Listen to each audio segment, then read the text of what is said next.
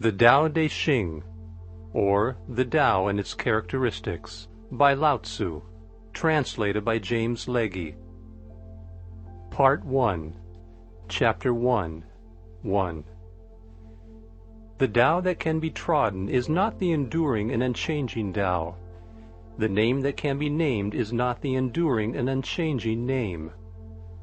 2. Conceived of as having no name, it is the originator of heaven and earth. Conceived of as having a name, it is the mother of all things. 3. Always without desire we must be found. If its deep mystery we would sound, but if desire always within us be, its outer fringe is all that we shall see. 4. Under these two aspects, it is really the same, but as development takes place, it receives the different names. Together we call them the mystery. Where the mystery is the deepest is the gate of all that is subtle and wonderful. Chapter 2, 1. All that in the world know the beauty of the beautiful, and in doing this they have the idea of what ugliness is. They all know the skill of the skillful, and in doing this they have the idea of what the want of skill is. 2.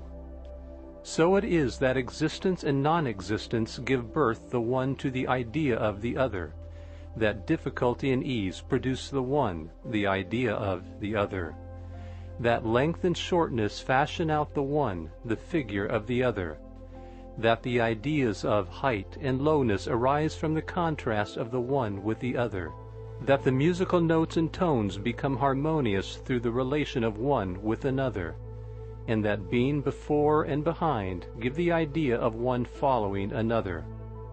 3. Therefore the sage manages affairs without doing anything, and conveys his instructions without the use of speech. 4. All things spring up, and there is not one which declines to show itself. They grow, and there is no claim made for their ownership. They go through their processes, and there is no exception of a reward for the results. The work is accomplished, and there is no resting in it as an achievement. The work is done, but how no one can see. 'Tis this that makes the power not cease to be. Chapter 3, 1. Not to value and employ men of superior ability is the way to keep the people from rivalry among themselves. Not to prize articles which are difficult to procure is the way to keep them from becoming thieves. Not to show them what is likely to excite their desires is the way to keep their minds from disorder. 2. Therefore the sage, in the exercise of his government, empties their minds, fills their bellies, weakens their wills, and strengthens their bones. 3. He constantly tries to keep them without knowledge and without desire, and where there are those who have knowledge, to keep them from presuming to act on it. When there is this abstinence from action, good order is universal. Chapter 4, 1. The Tao is like the emptiness of a vessel, and in our employment of it we must be on our guard against all fullness. How deep and unfathomable it is, as if it were the honored ancestor of all things. 2. We should blunt our sharp points and unravel the complications of things. We should attempt our brightness and bring ourselves into agreement with the obscurity of others. How pure and still the Tao is, as if it would ever so continue. 3.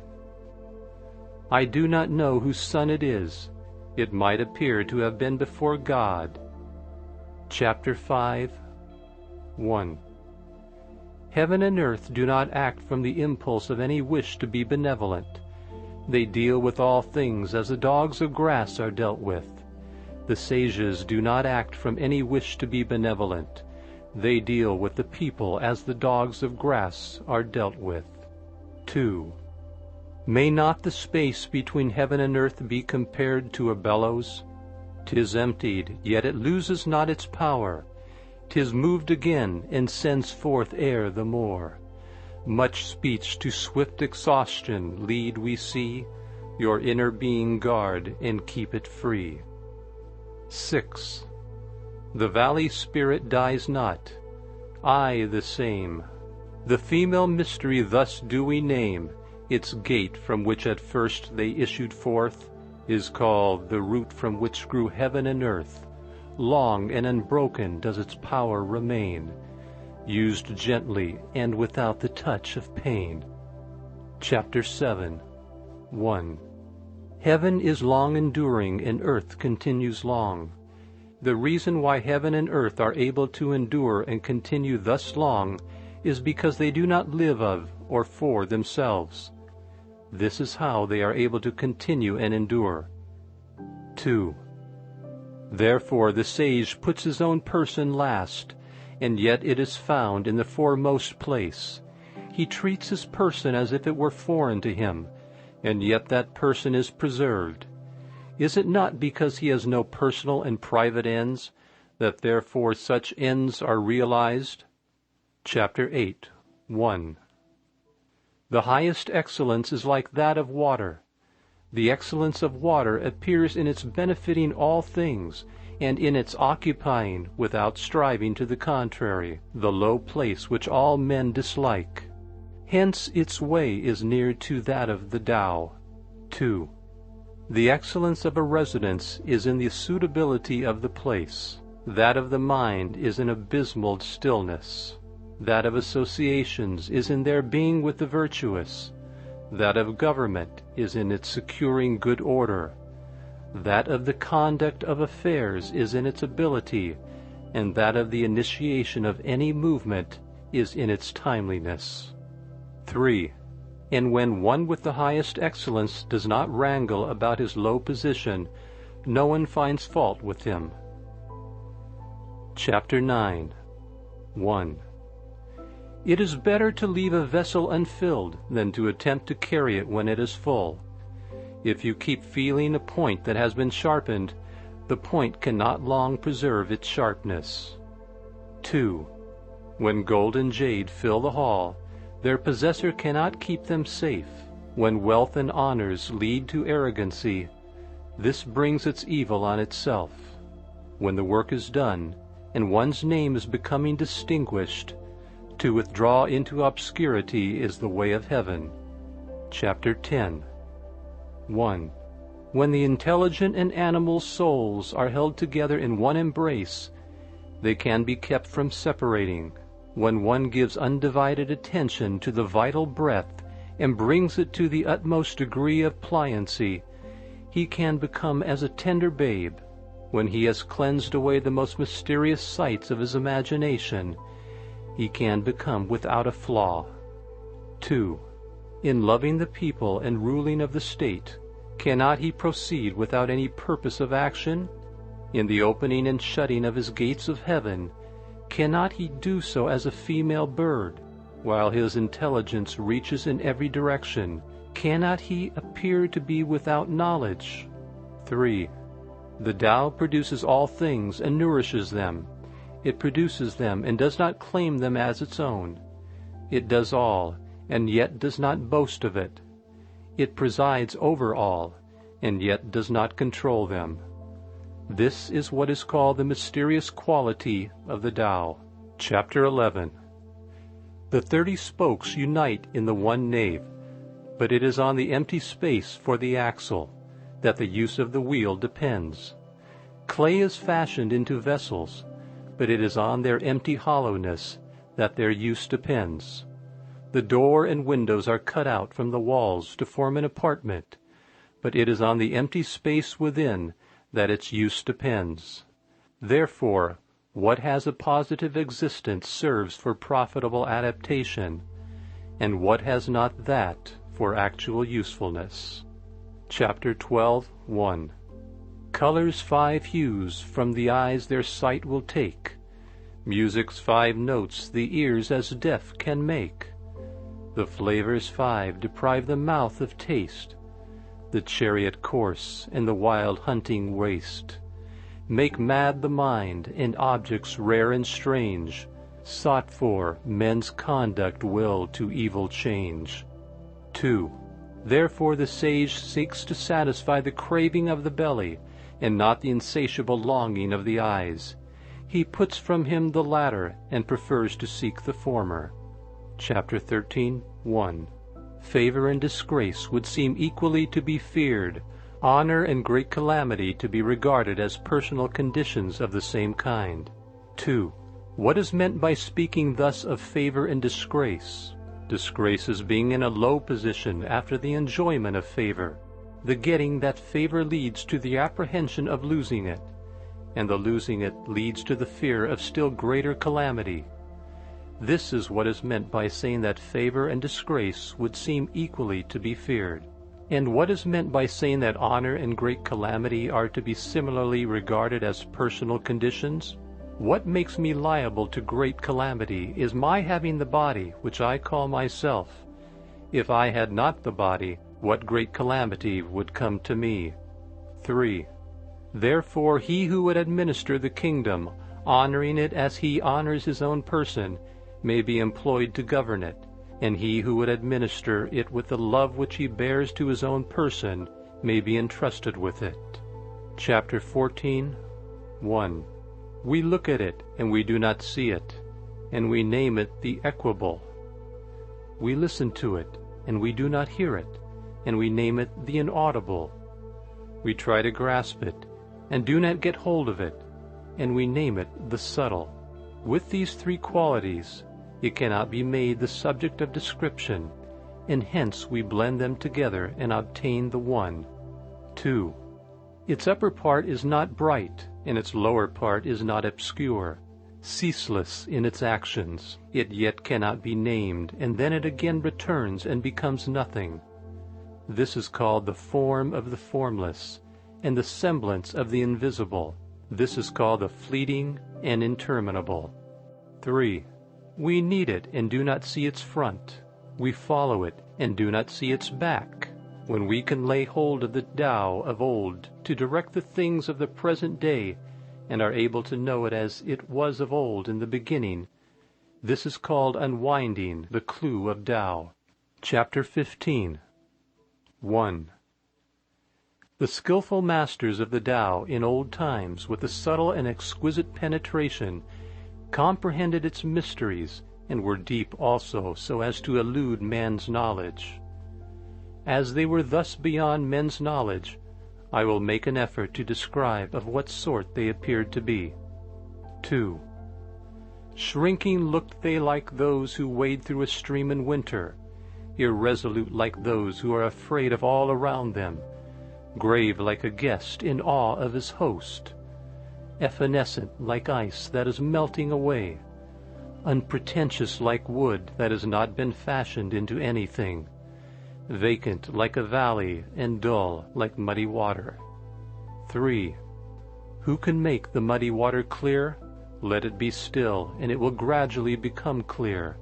Who can secure the condition of rest? Let movement go on, and the condition of rest will gradually arise. 4. They who preserve this method of the Tao do not wish to be full of themselves. It is through their not being full of themselves that they can afford to seem worn and not appear new and complete. Chapter 16, 1. The state of vacancy should be brought to the utmost degree, and that of stillness guarded with unwearying vigor. All things alike go through their processes of activity, and then we see them return to their original state. When things in the vegetable world have displayed their luxuriant growth, we see each of them return to its root. This returning to their root is what we call the state of stillness, and that stillness may be called a reporting that they have fulfilled their appointed end. 2.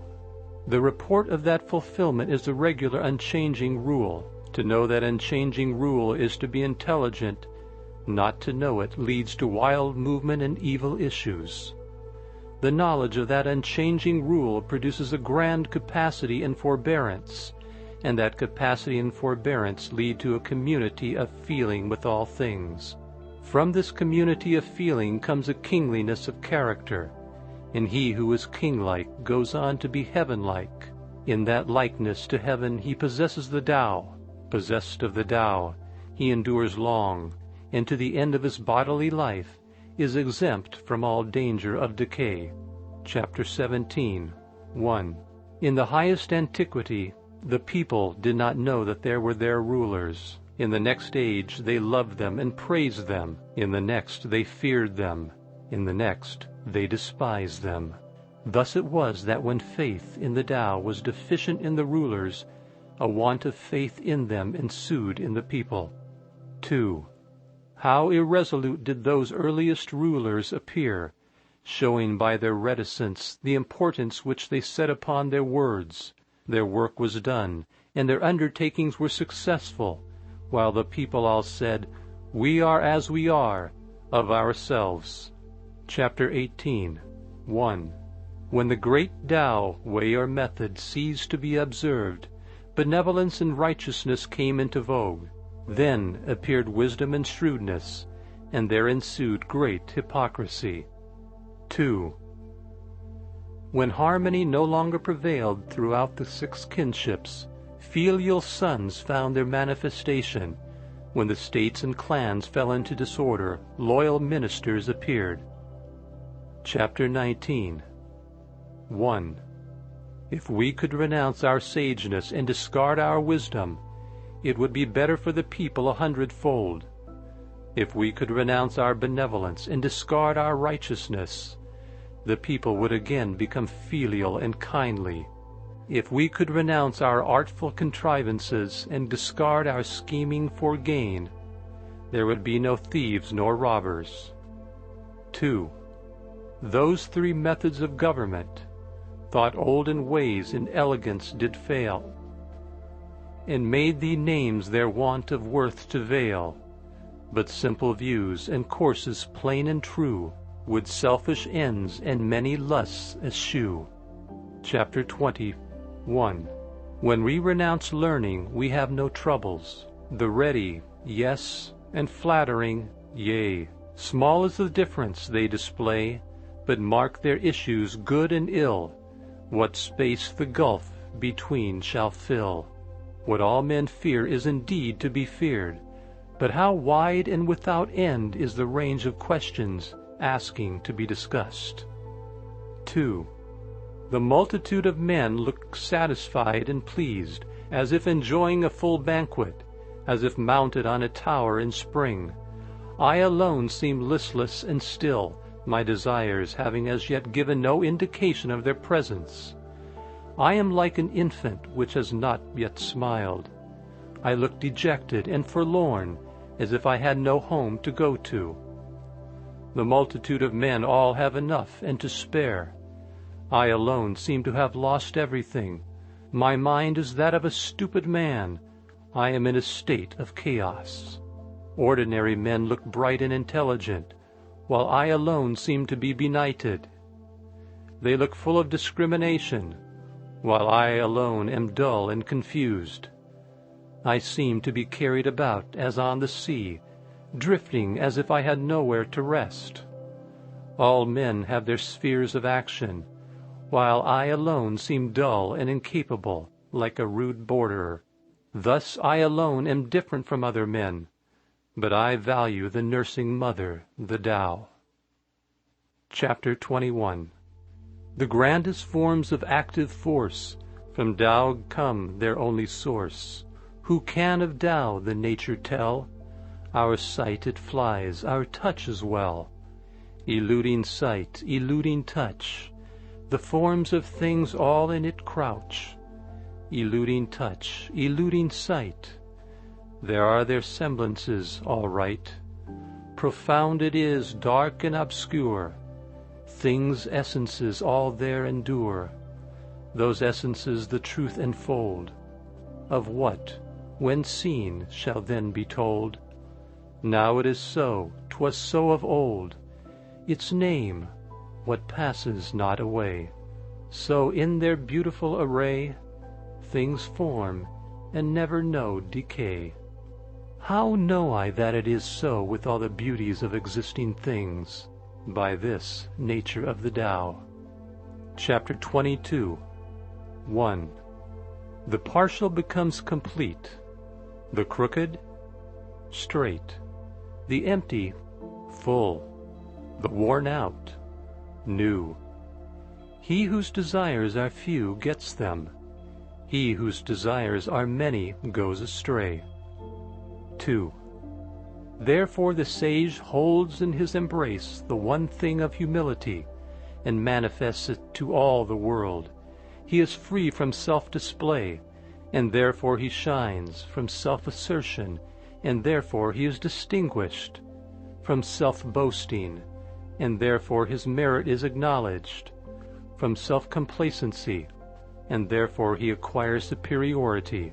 It is because he is thus free from striving that therefore no one in the world is able to strive with him. 3. That saying of the ancients that the partial becomes complete was not vainly spoken.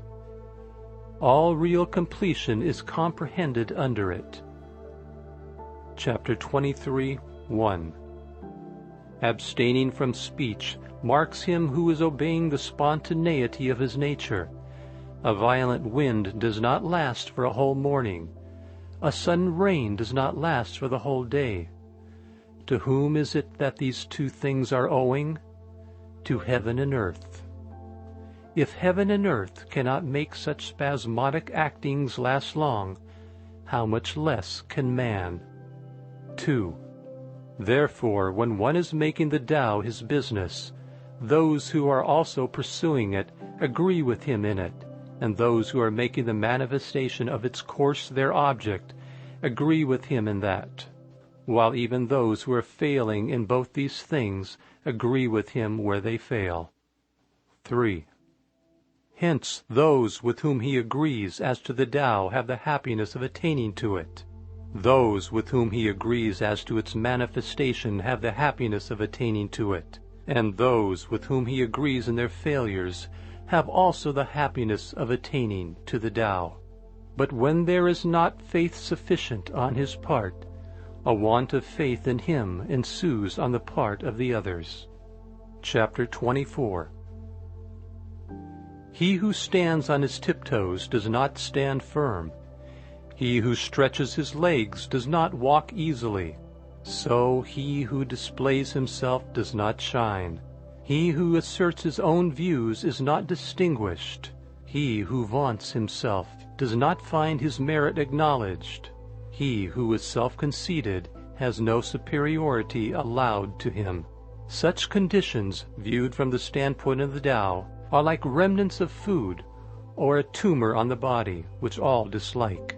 Hence those who pursue the course of the Tao do not adopt and allow them. Chapter 25, 1. There was something undefined and complete, coming into existence before heaven and earth. How still it was and formless, standing alone and undergoing no change, reaching everywhere and in no danger of being exhausted. It may be regarded as the mother of all things. 2. I do not know its name, and I give it the designation of the Tao, the way or course. Making an effort further to give it a name, I call it the Great. 3. Great. It passes on in constant flow. Passing on, it becomes remote. Having become remote, it returns. Therefore the Tao is great. Heaven is great. Earth is great. And the sage king is also great. In the universe there are 4 that are great, and the sage king is one of them. 4. Man takes his law from the earth. The earth takes its law from heaven. Heaven takes its law from the Tao. The law of the Tao is its being what it is. Chapter 26, 1. Gravity is the root of lightness, stillness the ruler of movement. 2. Therefore a wise prince, marching the whole day, does not go far from his baggage wagons. Although he may have brilliant prospects to look at, he quietly remains in his proper place, indifferent to them. How should the lord of a myriad chariots carry himself lightly before the kingdom? If he do act lightly, he has lost his root of gravity. If he proceed to active movement, he will lose his throne. Chapter 27. 1. The skillful traveler leaves no traces of his wheels or footsteps. The skillful speaker says nothing that can be found fault with or blamed. The skillful reckoner uses no tallies. The skillful closer needs no bolts or bars, while to open what he has shut will be impossible. The skillful binder uses no strings or knots, while to unloose what he has bound will be impossible. In the same way the sage is always skillful at saving men, and so he does not cast away any man. He is always skillful at saving things, and so he does not cast away anything. This is called hiding the light of his procedure. 2. Therefore the man of skill is a master, to be looked up to by him who has not the skill, and he who has not the skill is a helper of the reputation of him who has the skill. If the one did not honor his master, and the other did not rejoice in his helper, an observer, though intelligent, might greatly err about them. This is called the utmost degree of mystery. Chapter 28. 1. Who knows his manhood's strength, yet still his female feebleness maintains?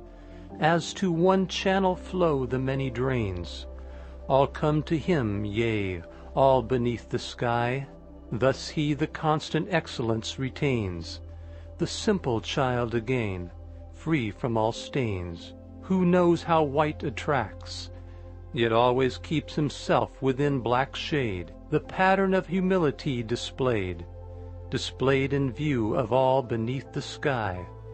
He in the unchanging excellence arrayed, endless return to man's first state has made. Who knows how glory shines, yet loves disgrace, nor e'er for it is pale? Behold his presence in a spacious vale, to which men come from all beneath the sky. The unchanging excellence completes its tale, the simple infant man in him we hail. 2. The unwrought material, when divided and distributed, forms vessels. The sage, when employed, becomes the head of all the officers of government, and in his greater regulations he employs no violent measures. Chapter 29. 1. If any one should wish to get the kingdom for himself, and to effect this by what he does, I see that he will not succeed. The kingdom is a spirit-like thing, and cannot be got by active doing.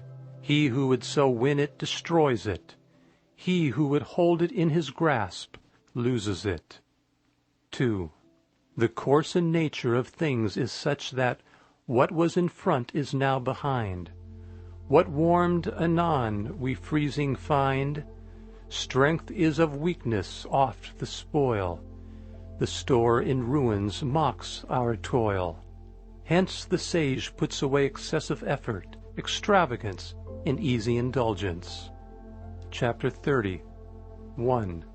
He who would assist of Lord of men in harmony with the Tao will not assert his mastery in the kingdom by force of arms. Such a course is sure to meet with its proper return. 2. Wherever a host is stationed, briars and thorns spring up. In the sequence of great armies, there are sure to be bad years. 3. A skillful commander strikes a decisive blow and stops. He does not dare, by continuing his operations, to assert and complete his mastery. He will strike the blow, but will be on his guard against being vain or boastful or arrogant in consequence of it. He strikes it as a matter of necessity. He strikes it, but not from a wish for mastery. 4. When things have attained their strong maturity, they become old. This may be said to be not in accordance with the Tao, and what is not in accordance with it soon comes to an end. Chapter 31. 1. Now arms, however beautiful, are instruments of evil omen, hateful, it may be said, to all creatures. Therefore they who have the Tao do not like to employ them. 2. The superior man ordinarily considers the left hand the most honorable place, but in time of war, the right hand. Those sharp weapons are instruments of evil omen, and not the instruments of the superior man. He uses them only on the compulsion of necessity. Calm and repose are what he prizes. Victory by force of arms is to him undesirable. To consider this desirable would be to delight in the slaughter of men, and he who delights in the slaughter of men cannot get his will in the kingdom. 3. On occasions of festivity, to be on the left hand is the prized position, on occasions of mourning, the right hand. The second in command of the army has his place on the left. The general commanding-in-chief has his on the right. His place, that is assigned to him as in the rites of mourning. He who has killed multitudes of men should weep for them with the bitterest grief, and the victor in battle has his place rightly according to those rites. Chapter 32. 1. The Tao, considered as unchanging, has no name. 2. Though in its primordial simplicity it may be small, the whole world dares not deal with one embodying it as a minister. If a feudal prince or the king could guard and hold it, all would spontaneously submit themselves to him. 3. Heaven and earth under its guidance unite together and send down the sweet dew, which, without the directions of men, reaches equally everywhere as of its own accord. 4. As soon as it proceeds to action, it has a name. When it once has that name, men can know to rest in it. When they know to rest in it, they can be free from all risk of failure and error. 5. The relation of the Tao to all the world is like that of the great rivers and seas to the streams from the valleys. Chapter 33. 1. He who knows other men is discerning. He who knows himself is intelligent. He who overcomes others is strong. He who overcomes himself is mighty. He who is satisfied with his lot is rich. He who goes on acting with energy has a firm will. 2. He who does not fail in the requirements of his position continues long. He who dies and yet does not perish has longevity. Chapter 34. 1. All-pervading is the great Tao. It may be found on the left hand and on the right. 2. All things depend on it for their production, which it gives to them, not one refusing obedience to it. When its work is accomplished, it does not claim the name of having done it. It clothes all things as with a garment, and makes no assumption of being their Lord. It may be named in the smallest things. All things return to their root and disappear, and do not know that it is it which presides over their doing so. It may be named in the greatest things. 3. Hence the sage is able in the same way to accomplish his great achievements. It is through his not making himself great that he can accomplish them. Chapter 35. 1. To him who holds in his hands the great image of the invisible Tao, the whole world repairs. Men resort to him and receive no hurt, but find rest, peace, and the feeling of ease. 2. Music and dainties will make the passing guest stop for a time. But though the Tao, as it comes from the mouth, seems insipid and has no flavor, though it seems not worth being looked at or listened to, the use of it is inexhaustible. Chapter 36. 1. When one is about to take an inspiration, he is sure to make a previous expiration. When he is going to weaken another, he will first strengthen him. when he is going to overthrow another, he will first have raised him up. When he is going to despoil another, he will first have made gifts to him. This is called hiding the light of his procedure. 2. The soft overcomes the hard, and the weak the strong. 3. Fishes should not be taken from the deep. Instruments for the profit of a state should not be shown to the people. Chapter 37. 1. The Tao in its regular course does nothing for the sake of doing it, and so there is nothing which it does not do. 2. If princes and kings were able to maintain it, all things would of themselves be transformed by them. 3. If this transformation becomes to me an object of desire, I would express the desire by the nameless simplicity. Simplicity without a name is free from all external aim. With no desire, at rest and still, all things go right, as of their will. Part 2. Chapter 38. 1. Those who possessed in highest degree the attributes of the Tao did not seek to show them, and therefore they possessed them in fullest measure. Those who possessed in a lower degree than those attributes sought how not to lose them, and therefore they did not possess them in fullest measure. 2. Those who possessed in the highest degree those attributes did nothing with a purpose, and had no need to do anything. Those who possessed them in a lower degree were always doing, and had need to be so doing. 3. Those who possessed the highest benevolence were always seeking to carry it out, and had no need to be doing so. Those who possessed the highest righteousness were always seeking to carry it out, and had no need to be so doing. 4. Those who possessed the highest sense of propriety were always seeking to show it, and when men did not respond to it, they bared the arm and marched up to them. 5. Thus it was that when the Tao was lost, its attributes appeared. When its attributes were lost, benevolence appeared. When benevolence was lost, righteousness appeared. And when righteousness was lost, the proprieties appeared.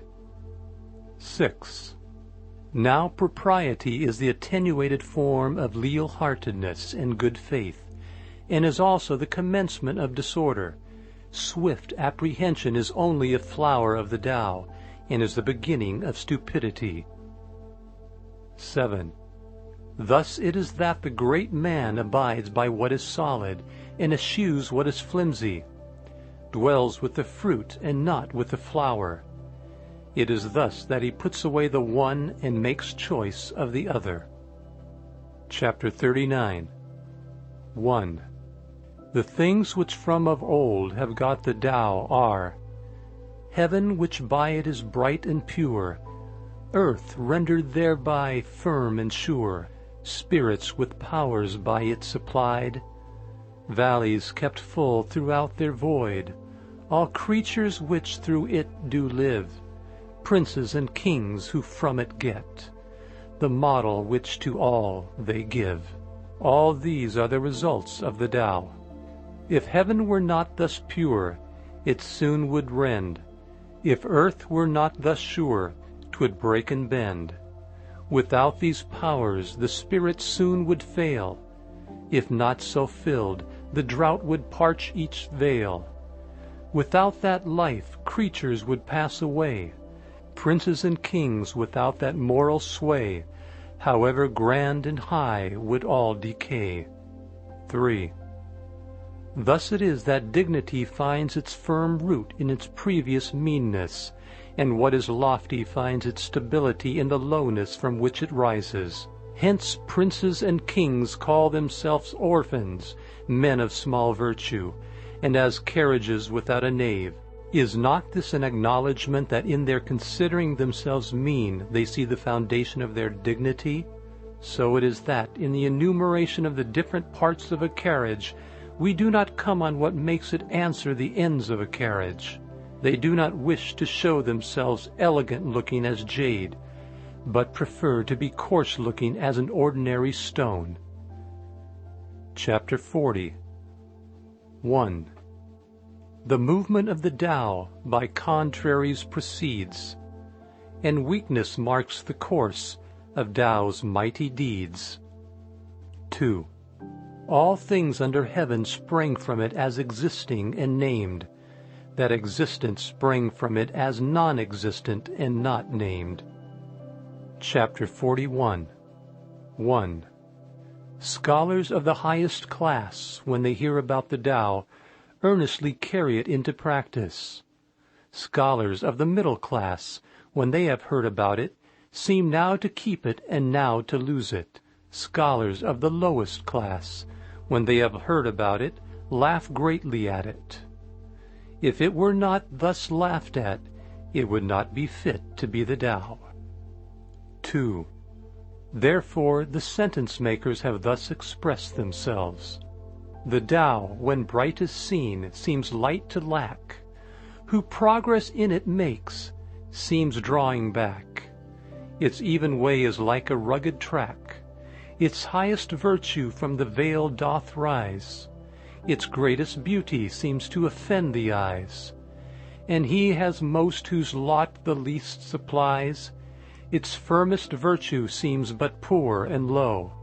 Its solid truth seems change to undergo. Its largest square doth yet no corner show.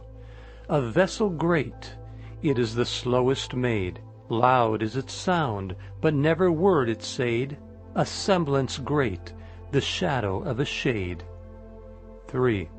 The Tao is hidden and has no name, but it is the Tao which is skillful at imparting to all things what they need and making them complete. Chapter 42. 1. The Tao produced one. One produced two. Two produced three. Three produced all things. All things leave behind them the obscurity out of which they have come, and go forward to embrace the brightness into which they have emerged, while they are harmonized by the breath of vacancy. 2. What men dislike is to be orphans, to have little virtue, to be as carriages without naves, and yet these are the designations which kings and princes use for themselves. So it is that some things are increased by being diminished, and others are diminished by being increased. 3. What other men thus teach, I also teach. The violent and strong do not die their natural death. I will make this the basis of my teaching. Chapter 43. 1. The softest thing in the world dashes against and overcomes the hardest. That which has no substantial existence enters where there is no crevice. I know hereby what advantage belongs to doing nothing with a purpose. 2. There are few in the world who attain to the teaching without words, and the advantage arising from non-action. Chapter 44. 1. Or fame or life, which do you hold more dear? Or life or wealth, to which would you adhere? Keep life and lose those other things. Keep them and lose your life. Which brings sorrow and pain more near? 2. Thus we may see, who cleaves to fame rejects what is more great. Who loves large stores gives up the richer state. 3. Who is content needs fear nor shame. Who knows to stop incurs no blame. From danger free, long live shall he. Chapter 45. 1.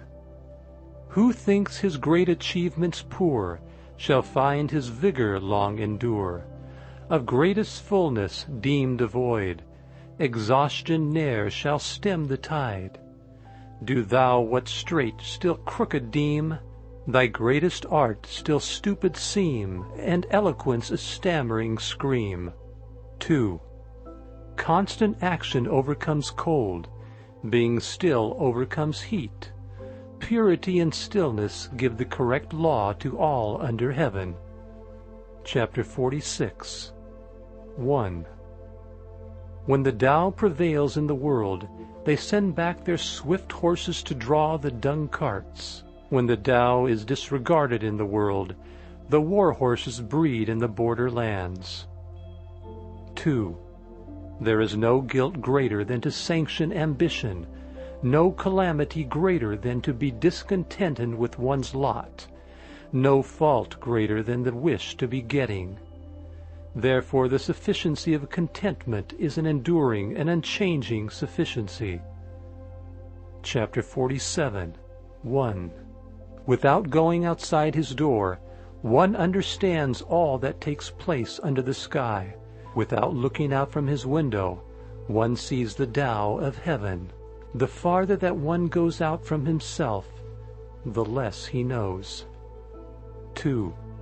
Therefore the sages got their knowledge without traveling, gave their right names to things without seeing them, and accomplished their ends without any purpose of doing so.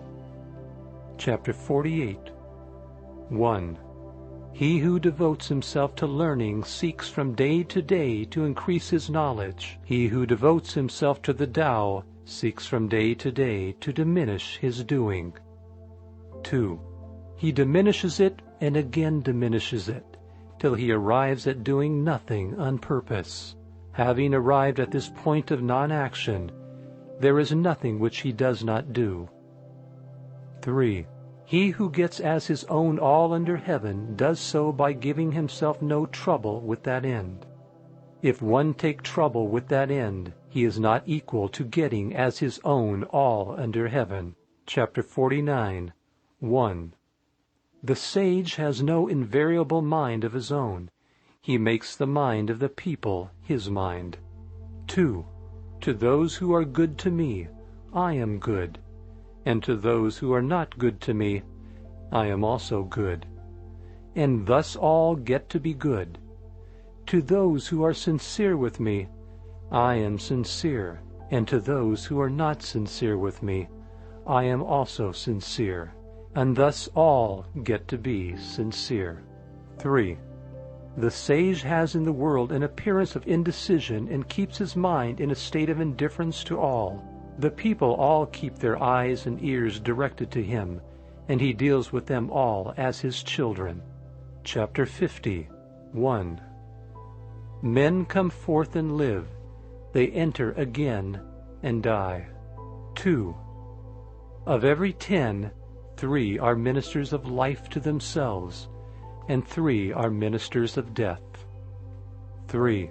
There are also 3 in every 10 whose aim is to live, but whose movements tend to the land or place of death. And for what reason? Because of their excessive endeavors to perpetuate life. 4. But I have heard that he who is skillful in managing the life entrusted to him for a time travels on the land without having to shun rhinoceros or tiger, and enters the host without having to avoid buff coat or sharp weapon. The rhinoceros finds no place in him into which to thrust its horn, nor the tiger a place in which to fix its claws, nor the weapon a place to admit its point. And for what reason? Because there is in him no place of death. Chapter 51. 1. All things are produced by the Tao and nourished by its outflowing operation. They receive their forms according to the nature of each, and are completed according to the circumstances of their condition. Therefore all things without exception honor the Tao and exalt its outflowing operation. 2. This honoring of the Tao and exalting of its operation is not the result of any ordination, but always a spontaneous tribute. 3. Thus it is that the Tao produces all things, nourishes them, brings them to their full growth, nurses them, completes them, matures them, maintains them, and overspreads them. 4. It produces them and makes no claim to the possession of them. It carries them through their processes and does not vaunt its ability in doing so. It brings them to maturity and exercises no control over them. This is called its mysterious operation. Chapter 52. 1. The Tao, which originated all under the sky, is to be considered as the mother of them all. 2. When the mother is found, we know what her children should be. When one knows that he is his mother's child, and proceeds to guard the qualities of the mother that belong to him, to the end of his life he will be free from all peril. 3. Let him keep his mouth closed and shut up the portals of his nostrils, and all his life he will be exempt from laborious exertion. Let him keep his mouth open and spend his breath in the promotion of his affairs, and all his life there will be no safety for him. 4. The perception of what is small is the secret of clear-sightedness. The guarding of what is soft and tender is the secret of strength. 5. Who uses well his light, reverting to its source so bright, will from his body ward all blight, and hides the unchanging from men's sight. Chapter 53. 1. If I were suddenly to become known and put into a position to conduct a government according to the great Tao, what I should be most afraid of would be a boastful display. 2. The great Tao, or way, is very level and easy, but people love the byways. 3.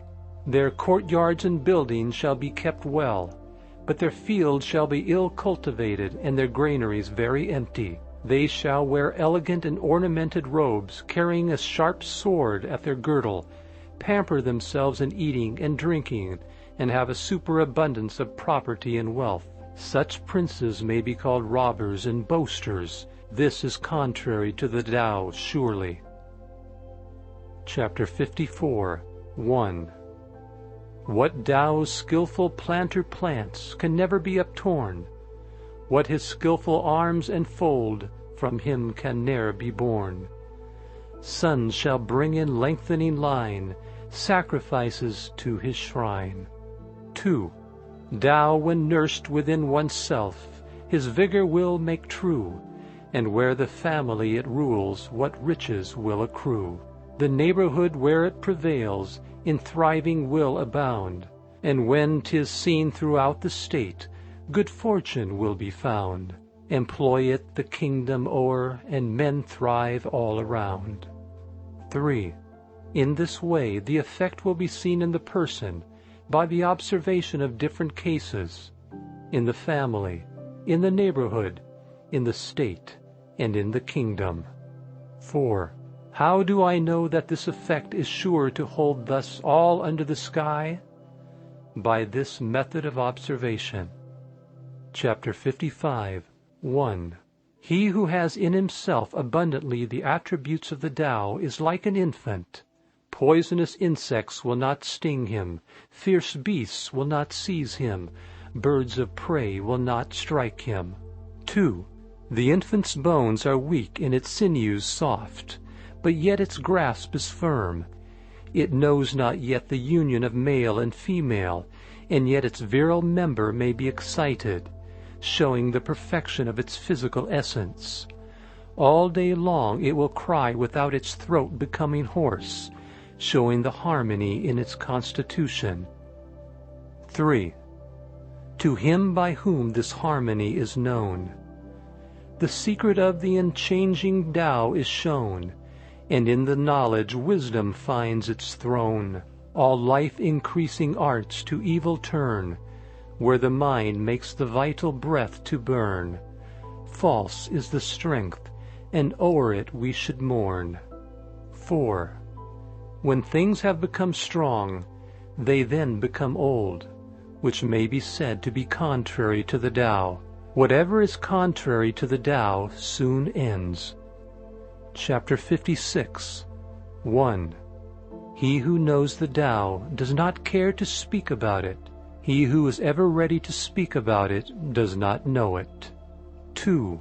He who knows it will keep his mouth shut and close the portals of his nostrils. He will blunt his sharp points and unravel the complication of things.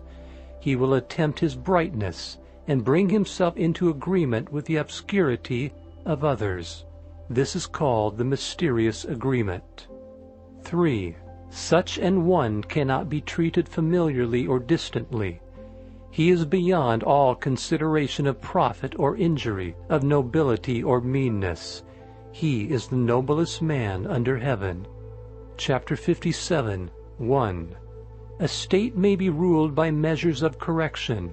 Weapons of war may be used with crafty dexterity, but the kingdom is made one's own only by freedom from action and purpose. 2. How do I know that it is so? By these facts. In the kingdom, the multiplication of prohibitive enactments increases the poverty of the people. The more implements to add to their profit that the people have, the greater disorder is there in the state and clan. The more acts of crafty dexterity that men possess, the more do strange contrivances appear. The more displays there is of legislation, the more thieves and robbers there are. 3. Therefore a sage has said, I will do nothing of purpose, and the people will be transformed of themselves. I will be fond of keeping still, and the people will of themselves become correct. I will take no trouble about it, and the people will of themselves become rich. I will manifest no ambition, and the people will of themselves attain to the primitive simplicity. Chapter 58, 1. The government that seems the most unwise, oft goodness to the people best supplies. That which is meddling, touching everything, will work but ill, and disappointment bring. Misery. Happiness is to be found by its side. Happiness. Misery lurks beneath it. Who knows what either will come to in the end? 2. Shall we then dispense with correction? The method of correction shall by a turn become distortion, and the good in it shall by a turn become evil. The delusion of the people on this point has indeed subsisted for a long time. 3. Therefore the sage is like a square which cuts no one with its angles, like a corner which injures no one with its sharpness. He is straightforward, but allows himself no license. He is bright, but does not dazzle. Chapter 59, 1. For regulating the human in our constitution and rendering the proper service to the heavenly, there is nothing like moderation. 2. It is only by this moderation that there is effected an early return to man's normal state.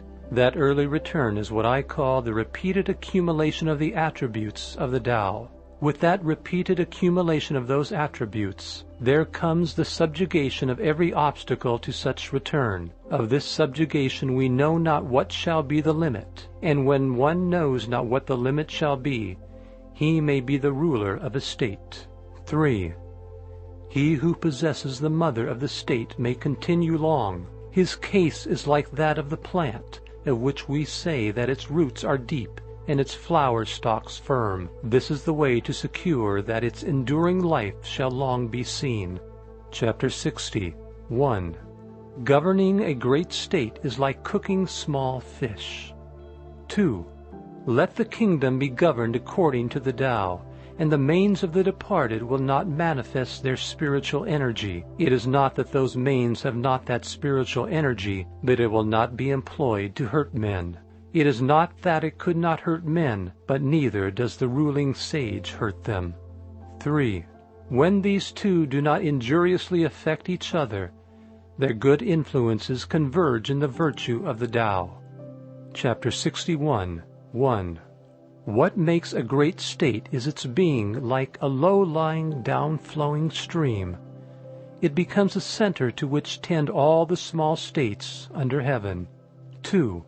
To illustrate from the case of all females, the female always overcomes the male by her stillness. Stillness may be considered a sort of abasement. 3.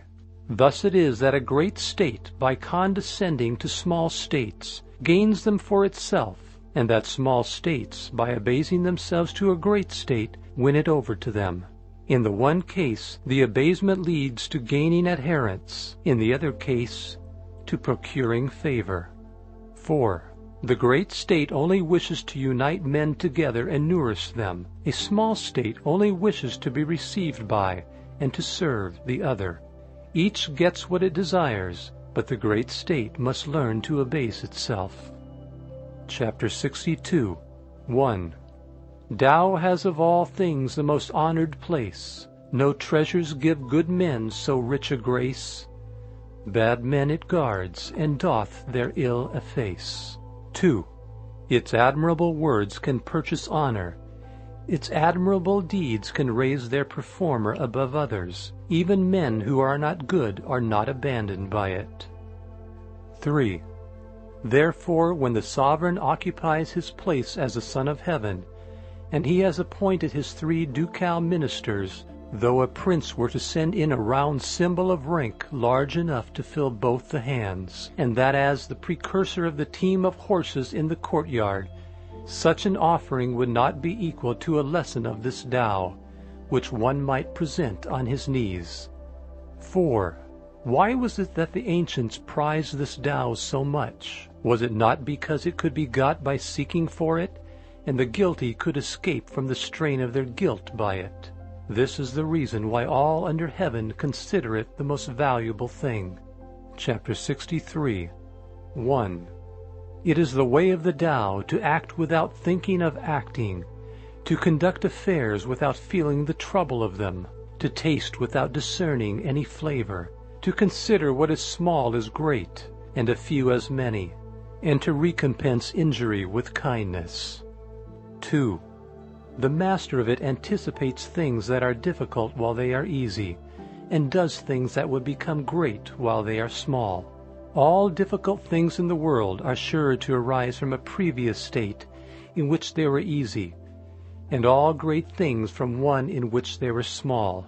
Therefore the sage, while he never does what is great, is able on that account to accomplish the greatest things.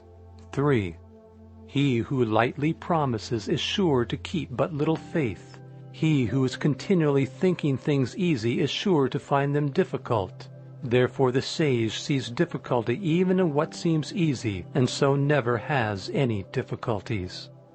Chapter 64. 1. That which is at rest is easily kept hold of. Before a thing has given indications of its presence, it is easy to take measures against it. That which is brittle is easily broken. That which is very small is easily dispersed. Action should be taken before a thing has made its appearance. Order should be secured before disorder has begun. 2. The tree which fills the arms grew from the tiniest sprout. The tower of 9 stories rose from a small heap of earth. The journey of 1,000 li commenced with a single step.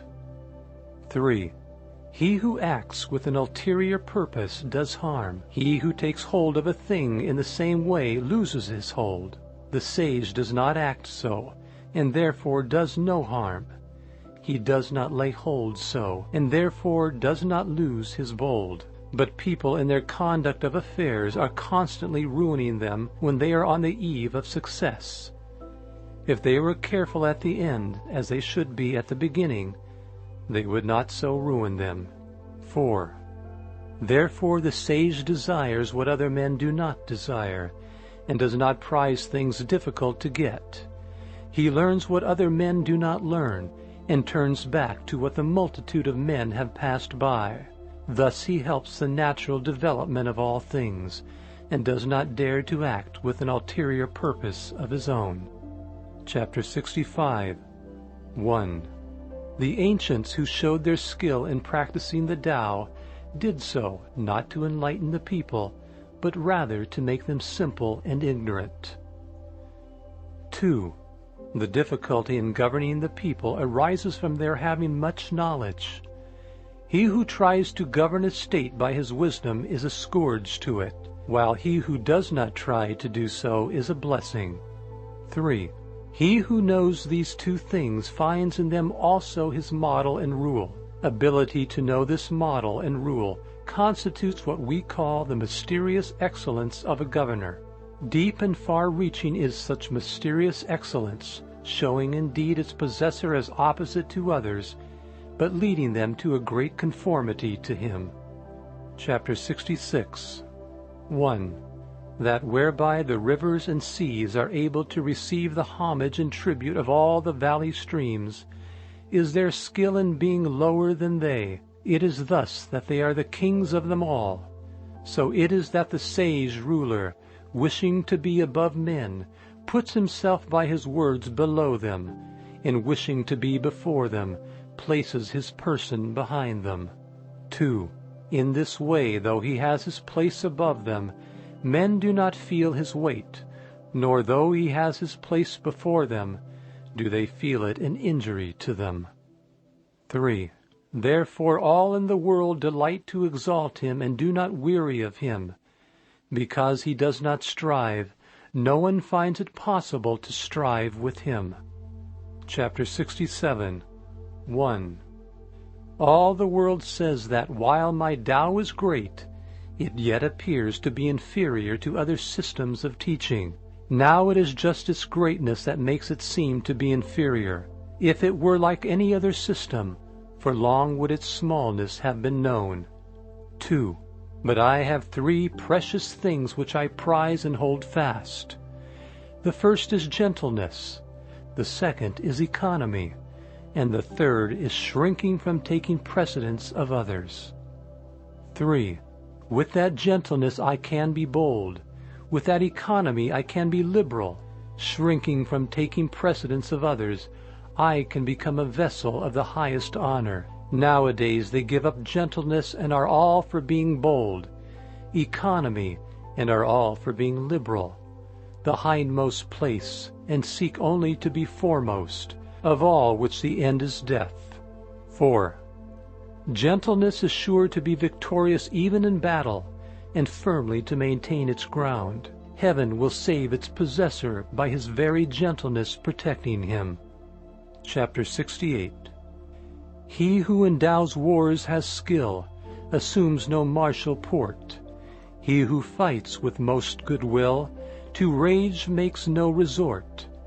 He who vanquishes yet still, keeps from his foes apart. He whose hests men most fulfill, yet humbly plies his art.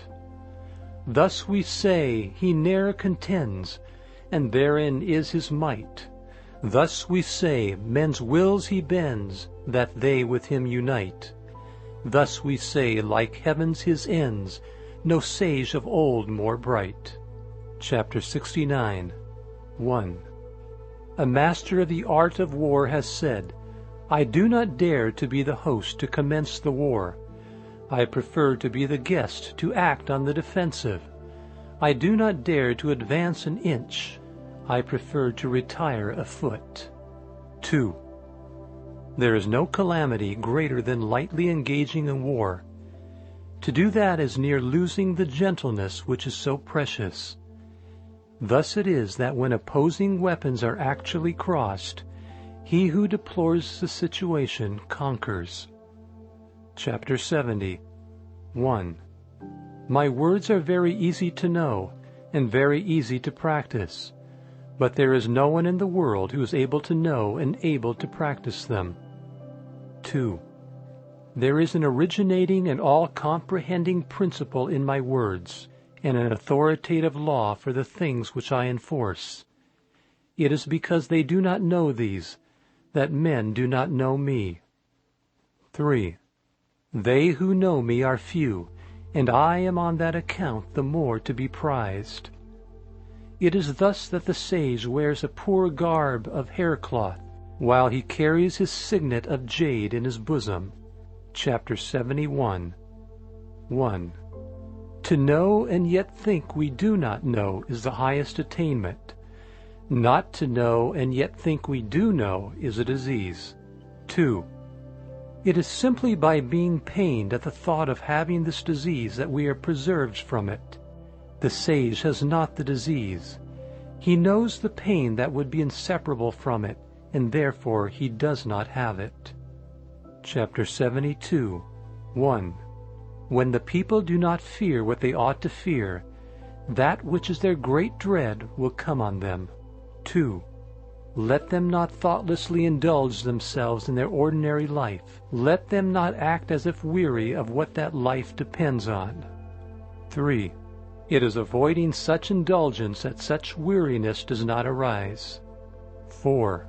Therefore the sage knows these things of himself, but does not parade his knowledge, loves, but does not appear to set a value on himself. And thus he puts the latter alternative away and makes choice of the former. Chapter 73. 1. He whose boldness appears in his daring to do wrong, in defiance of the laws, is put to death.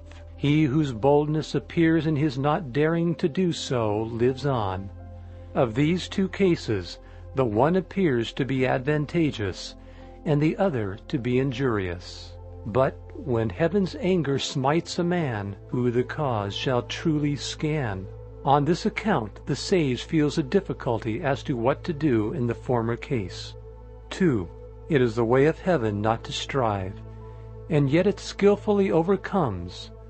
Not to speak, and yet it is skillful in obtaining a reply. Does not call, and yet men come to it of themselves. Its demonstrations are quiet, and yet its plans are skillful and effective. The meshes of the net of heaven are large, far apart, but letting nothing escape. Chapter 74. 1. The people do not fear death. To what purpose is it to try to frighten them with death? If the people were always in awe of death, and I could always seize those who do wrong and put them to death, who would dare to do wrong? 2. There is always one who presides over the infliction death. He who would inflict death in the room of him so presides over it may be described as hewing wood instead of a great carpenter. Seldom is it that he who undertakes the hewing, instead of the great carpenter, does not cut his own hands. Chapter 75. 1. The people suffer from famine because of the multitude of taxes consumed by their superiors. It is through this that they suffer famine. 2. The people are difficult to govern because of the excessive agency of their superiors in governing them. It is through this that they are difficult to govern. 3. The people make light of dying because of the greatness of their labors in seeking for the means of living. It is this which makes them think light of dying. Thus it is that to leave the subject of living altogether out of view is better than to set a high value on it. Chapter 76. 1. Man at his birth is supple and weak, at his death firm and strong. So it is with all things. Trees and plants, in their early growth, are soft and brittle, at their death dry and withered. 2. Thus it is that firmness and strength are the concomitants of death, softness and weakness the concomitants of life. 3.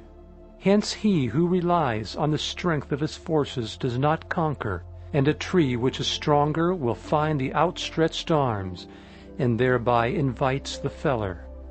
4. Therefore the place of what is firm and strong is below, and that of what is soft and weak is above. Chapter 77. 1. May not the way or Tao of heaven be compared to the method of bending a bow?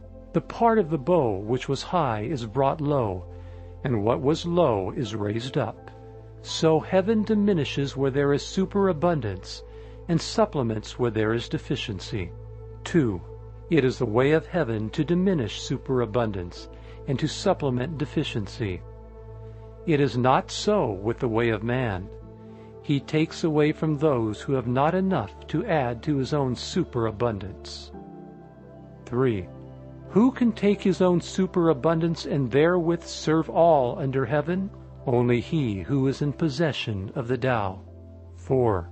Therefore the ruling sage acts without claiming the results as his. He achieves his merit and does not rest arrogantly in it. He does not wish to display his superiority. Chapter 78. 1. There is nothing in the world more soft and weak than water, and yet for attacking things that are firm and strong, there is nothing that can take precedence of it. For there is nothing so effectual for which it can be changed. Every one in the world knows that the soft overcomes the hard, and the weak the strong, but no one is able to carry it out in practice. 3. Therefore a sage has said, he who accepts his state's reproach is hailed therefore its altar's lord. To him who bears men's direful woes, they all the name of king accord. 4. Words that are strictly true seem to be paradoxical. Chapter 79, 1. When a reconciliation is effected between two parties after great animosity, there is sure to be a grudge remaining in the mind of the one who was wronged. And how can this be beneficial to the other? 2. Therefore, to guard against this, the sage keeps the left-hand portion of the record of the engagement and does not insist on the speedy fulfillment of it by the other party. So he who has the attributes of the Tao regards only the conditions of the engagement, while he who has not those attributes regards only the conditions favorable to himself. 3. In the way of heaven, there is no partiality of love. It is always on the side of the good man. Chapter 80, 1. In a little state with a small population, I would so order it that, though there were individuals with the abilities of 10 or 100 men, there should be no employment of them. I would make the people, while looking on death as a grievous thing, yet not remove elsewhere to avoid it. 2. Though they had boats and carriages, they should have no occasion to ride in them. Though they had buff coats and sharp weapons, they should have no occasion to don or use them. 3. I would make the people return to the use of knotted cords instead of the written characters. 4. They should think their coarse food sweet, their plain clothes beautiful, their poor dwellings places of rest, and their common simple ways sources of enjoyment. 5. There should be a neighboring state within sight, and the voices of the fowls and dogs should be heard all the way from it to us. But I would make the people to old age, even to death, not have any intercourse with it. Chapter 81, 1. Sincere words are not fine. Fine words are not sincere. Those who are skilled in the Tao do not dispute about it. The disputations are not skilled in it. Those who know the Tao are not extensively learned. The extensively learned do not know it. 2. The sage does not accumulate for himself. The more that he expends for others, the more does he possess of his own. The more that he gives to others, the more does he have himself. 3. With all the sharpness of the way of heaven, it injures not. With all the doing in the way of the sage, he does not strive.